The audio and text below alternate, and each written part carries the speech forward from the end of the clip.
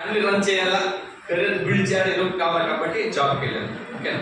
మీరు కూడా చూడండి, ఎవరైతే ఫస్ట్ టైం జాబ్కి వెళ్ళారో ఫస్ట్ డే మీరు గుర్తు చేసుకొని జాబ్ చేసేవాడు ఎప్పుడైతే మీకు ఆఫర్ ఎక్కడ వచ్చిందో ప్రపంచాన్ని గెలిచిన సంతోషం వచ్చింది.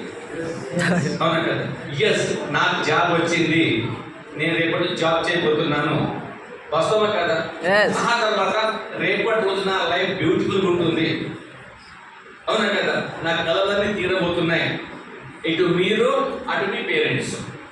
మావునికి జాబ్ వచ్చింది, మావునికి జాబ్ వచ్చింది. అవునా కదా? తొందరగా పెళ్లి చేయవచ్చు, కెరీర్ని సెటిల్ అయిపోతుంది, ఒక ట్రిప్ఫుల్ లైఫ్.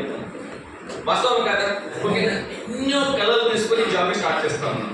ఓకే, రేపటి రోజు మంచి ఇల్లు ఉంటుంది, కార్ ఉంటుంది, బంగ్లా ఉంటుంది, నలుగురిలో పరపతి ఉంటుంది. అవునా కదా? ఇవన్నీ అనుకొని జాబ్ మనం జాయిన్ అవుతాం. అదే కోరికలతో తల్లిదండ్రులు పంపిస్తారు. వాస్తవా కదా? నాతో ఎక్కిపోతున్నా లేదా?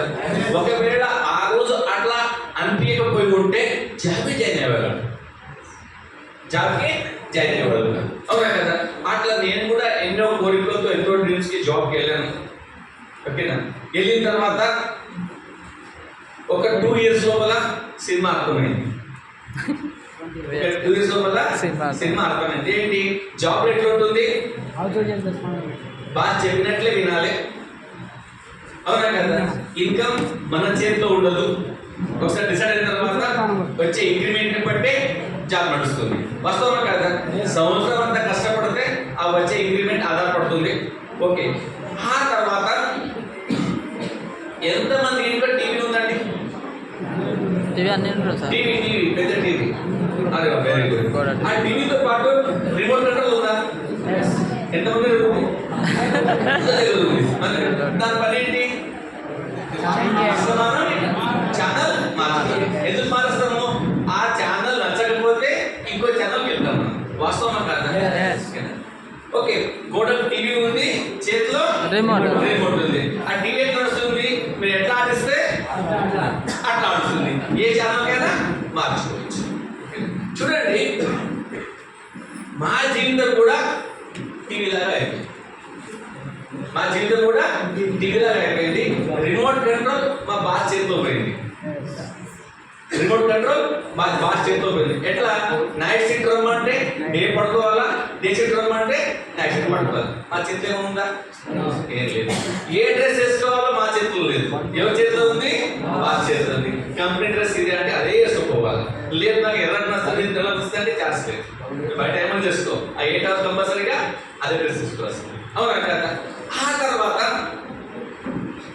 లంచ్ టైం 1 గంటకి. అవునా కదా? ఎంత ఆకలి వేసినా ఆకలి లేకపోయినా అదే టైంలో తినాలి. వాస్తవం కదా? లేదు నేను 11 తింటే కుదురుతుందా? కుదరదు. టీ టైము అది 9 o'clock 3 o'clock ఉంటుంది. ఇష్టం ఉన్నా లేకున్నా ఆ టైం లోపల టీ తాగాల. మళ్ళీ వేరే పెట్టే అవకాశం. అవునా కదా? మరి పిల్లల్ని ఏ స్కూల్లో చదివిపియాలో డిసైడ్ ఎవరు చేస్తారు? బాస్ చేస్తారు. మనం ఎందుకంటే వాళ్ళు ఇచ్చే శాలరీని బట్టే స్కూల్ చూసుకోవాలి. 1,00,000 రూపాయలు ఫీజు కట్టే స్కూల్ ఉంది, నా శాలరీ 50,000 ఉంది, నేను కట్టగలనా? లేదు. దాని తగ్గట్టే ఎదుర్కోవాలి. అవునా కదా? మరి ఎవరి పెళ్లికి పోవాలో, ఎవరి పెళ్లికి పోవద్దో, ఎవరి చావులో పోవాలో, ఎవరి చావులో పోవద్దో ఎవరు డిసైడ్ చేస్తారు? ఎందుకు? ఈ ఇస్తే అవునా కదా? టీవీ నేనైపోయినా రిమోట్ కంట్రోల్ అయిపోయింది, ఎట్లా ఆడిస్తే అట్లా ఆడాలి. పోనీ కాంప్రమైజ్ అయినాము, దాని తగ్గట్టు మరి శాలరీ పెరుగుతుందా? పెరగదు. ఇచ్చిందే తీసుకోవాలా, చెప్పిందే అది 2 సంవత్సరాలు అర్థమైంది. ఓకేనా? అనుకున్న ఒకటి జరుగుతుంది, ఒకటి అనుకుంది ఒకటి జరుగుతుంది ఒకటి. ఇక్కడ తేడా అనిపించింది. ఓకేనా? ఆ తర్వాత మా సీనియర్స్ చూశాను, బాస్ చూశాను. అక్కడ దాదాపుగా 27 నుంచి పనిచేస్తున్నారు. భూతత్వం పెట్టి వాళ్ళ జీవితాన్ని దగ్గర నుంచి చూస్తే అంత పెద్ద డోలాని. ఓకేనా?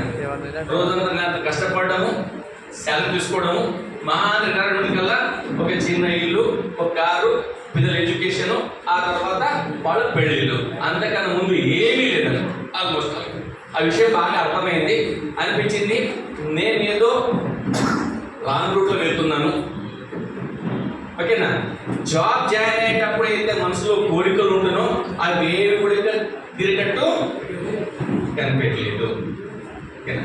ఈరోజు అయితే మీరు ఫస్ట్ టైం వచ్చారో లేదా ఆల్రెడీ సీనియర్స్ ఉన్నారో ఒక్కసారి మీరు చూడండి, మీరు ఏదైతే లైఫ్ కోరుతున్నారో ఆ లైఫ్ మీరు చేస్తున్న పనులు దొరుకుతుందా?